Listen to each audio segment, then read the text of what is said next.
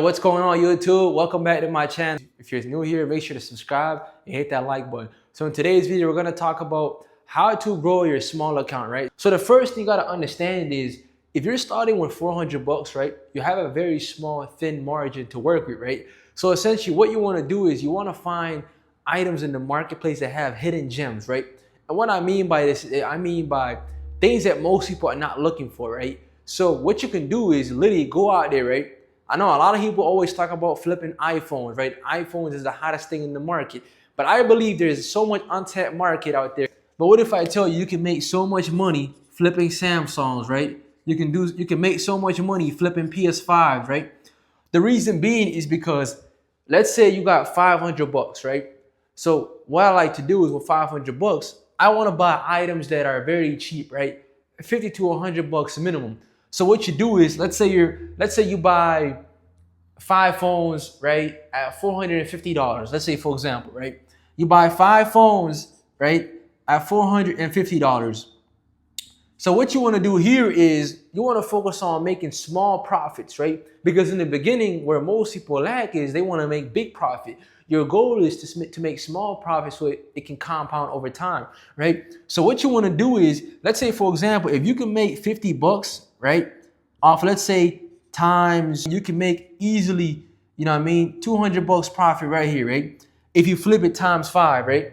And if you do more than that, it could probably be way more. So what I'm trying to teach you is if you have a small account, what you're probably doing is you're focusing too much on trying to resell the bigger ticket items. Things like a 14 Pro Max, a 15 Pro Max, which are good to buy. But if you buy those items, your cost is probably gonna be 600 bucks to 800 bucks, right? So all you're really doing is you're in it for one phone at that price. So what you wanna do is you wanna buy at least 5 phones, right, at $50 each. Because then your cost is gonna go more lower, right? Because then you have a higher profit return in the end, right? So this is why you gotta look at your ROI. Especially if you're making offer ups, because you gotta find leads. The first thing you gotta do is find devices that most people are not looking for. So things like, Samsungs, right? Samsung S8, Samsung S9s, right? Here's the thing. People, all they want nowadays is they want to buy a phone that makes a phone call, right? And they're not looking to spend too much money. So to be honest, in my business model, especially the market that I'm in Winnipeg, people just don't have a lot of money to spend. So what I know that they don't got a lot of money to spend. So how can I still support them, right? So let's say I got to make the phone affordable. So we charge them anywhere from 160 to 200 bucks, right? That's how much phones they're buying because they don't got a lot of capital. Am I going to say this is not my ideal client and just throw them away? No, because I know at the end of the day, if I can sell that customer at 150 and they can keep coming back to me, let's say times 5, I can make a good margin off that. Now what you're going to do is once you grow your capital, what you want to do is I like to call velocity of money. So how can we take, let's say, for example, we took earlier, right? We took our $500, right? And we flipped it, let's say, to 1,000, right? We flipped it to $1,000. Now, once you get to 1,000, your goal is to essentially do the same thing, but see if you could do it at a faster scale, right? So you can now easily buy, let's say, a 15 Pro Max now, right, for 800 bucks and flip that now, let's say, for 900 or 1,000, right? So you can make a quick profit, right? So essentially, you still in it for 1,000, but you're not in it as much as when you have 500 bucks, right? So essentially what I'm saying here is that you don't gotta always focus on big profits, right? You can still take this money and still flip it to 100. So what a lot of people do is they forget that when they have little capital, like $1,000 to work with, they hold on to their inventory too long because they wanna make a certain profit, right? And that's why I always teach, if we can do what I like to call velocity of money, right? If we could take 20 and flip that to, let's say, to like 30 bucks, so you're still making $10 profit. But $10 over a long period of time can compound to much bigger profit, right? Easily. But what most people are doing is they're flipping their 500. They want to go to 1,000 off one transaction, which that's the mistake. You want to focus on volume. How many phones can you sell at a much bigger profit margin for you to get to $1,000?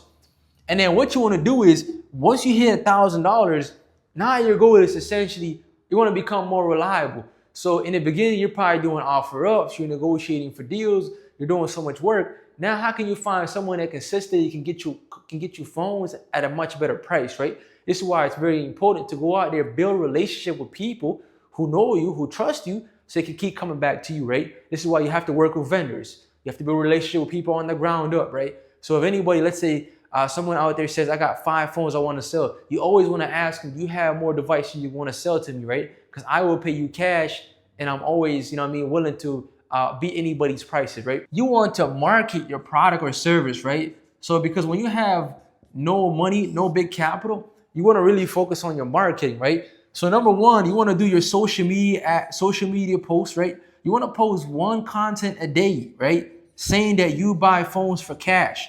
If you do one content a day, I guarantee you're going to get at least 1 to 3 devices easily, right?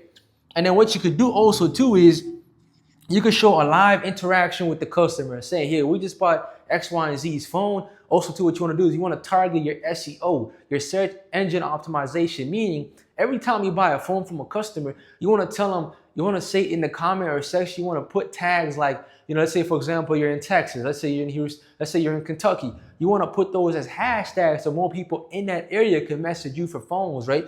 Because at the end of the day, when you don't have as much capital, you can't really run paid ads, right? So you got to do whatever you can for free, right? So this is where your time is going to be very important. You're going to have to make so many offer ups. But once you grow your capital to, let's say $5,000, then you can start marketing, because at the end of the day, how Facebook ads work is it's cost per click. So the more money you spend with Facebook, the more return you're going to get on the back end. And of course, there's things like, ad copy, and looking at how many ads you're actually posting, your ad campaign, to see which one is going to fit for you. So like I said, if you're just getting started, the best marketing I'll probably say is do it for free and then work your way that way. But at the end of the day, you have to find the hidden gems. What is it that's going to make you different than anybody else in the marketplace, right? So you got to find items out there in the market, things like PS5s, things like Samsungs, because if everybody else is selling iPhones and your market is like everybody doing the same thing, how are you going to stand out than everybody else, right?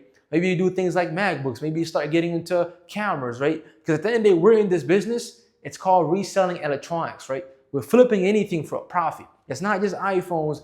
It's pretty much anything. It's buying and selling. This is the fundamental. And once you understand this in business, you can make so much money. But there's just so much things you got to learn. You got to learn how to negotiate. You got to learn how to do sales, right? And then marketing. Because if you break those 3 things down, you're guaranteed to become the best in your market. But the only way for you to stand out is you have to be willing to do the work.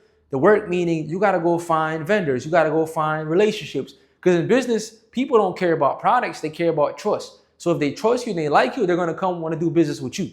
And that's just one-to-one, right? Because at the end of the day, if you want to grow this business, right, it comes down to consistency.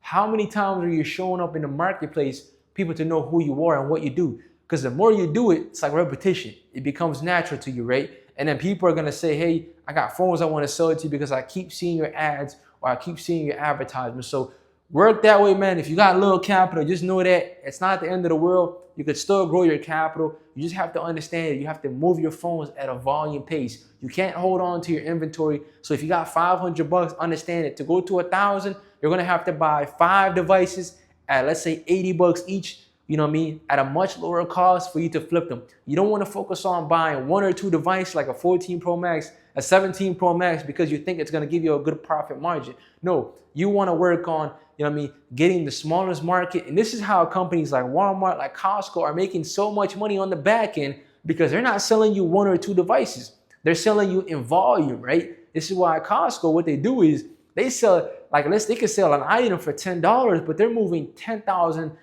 worth of product. That means that they're just doing volume. And that's why these corporations are making so much money. Because I believe in this business model to really scale, once you get to $1,000 to $5,000, is you need a lot of phones. If you have 10,000 phones, you're guaranteed to make money. It's not an if or what, right? But the goal is, how are you going to get those 10,000 phones? And is that going to be you, just word of mouth that you're going to be advertising, right? At the end of the day, if you can find that part out, also too, where you can get the capital from.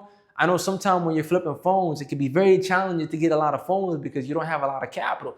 And this is why you have to go from $500 to 1,000, eventually gradually going to 5,000. And once you scale your money, because I believe in this business model, there's a lot of potential, but definitely cash flow is going to be very important, right? So how can you take your money and flip it to get that money out to reinvest back to more phones? Because you don't want to hold on to your money and it's just being very stagnant. Next to you're worrying why my money is not moving. So that's the most important thing. So if you found this video helpful, stay tuned for more videos. Also too, I got all the links down below. You can get my ebook for free. I literally break down all my knowledge, all my experience. I put that all into my book on how to find deals, how to negotiate, how to understand why the Samsung market worked very well, understanding why so many people are buying Samsungs, because also too, there's a psychology part where people back home in Africa, they want Samsungs because people don't understand iPhones. Small things that people don't really know about. So all that link is going to be down below. And I'm going to catch you next on the next video. I'm out.